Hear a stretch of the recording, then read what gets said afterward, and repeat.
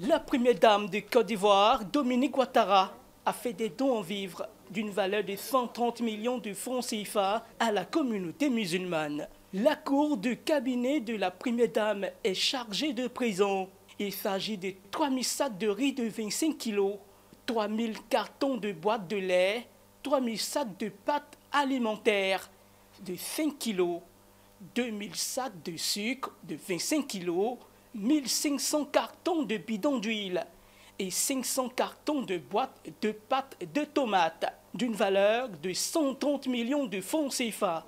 Tout a été remis à la communauté musulmane de Côte d'Ivoire par le biais de la Fondation Children of Africa le mercredi 27 mars 2024. Ces dons de Mme Dominique Ouattara visent à permettre à la communauté musulmane du pays d'observer en toute quiétude le jeûne.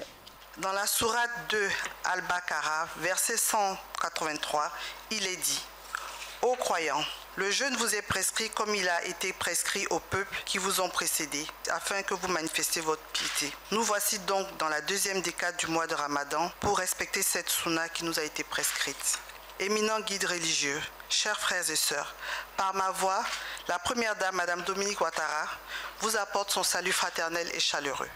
Après la cérémonie de don à nos frères chrétiens la semaine dernière, nous voici réunis aujourd'hui avec nos frères et sœurs musulmans. Comme chaque année, pendant le mois de Ramadan, Madame la Première Dame montre sa solidarité à ses frères et sœurs musulmans de Côte d'Ivoire, en leur offrant des dons en vivres afin de les aider à passer ce mois de Ramadan avec sérénité. Moustapha Soumaro, représentant du président du COSIM, a exprimé la reconnaissance des guides religieux.